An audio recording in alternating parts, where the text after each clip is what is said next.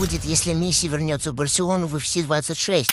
Ла Лигу выиграла Барса с отрывом в 5 очков от Реала. В принципе, это круто. Месси взял Ла Лигу и вот такие другие команды, если вам интересно. Чемпионом Суперкопа стал Реал Мадрид, обыграв нас со счетом 3-2 в финале. Копа де Испания выиграла Атлетико Мадрид, а мы как раз-таки отлетели от нее в полуфинале. Интересно. Здесь мы обыграли Осасуну. Ну, в общем, вот так мы выступили в Копа де Испания. Лигу чемпионов выиграл Ливерпуль, а мы добрались до полуфинала, и в полуфинале нас обыграл Ювентус. Здесь мы заняли 4-е место.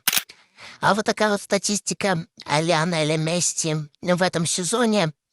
Всего он сыграл, получается, 28 игр, забил 8 голов и отдал 2 голевые. Таким составом играла Барса. Пока!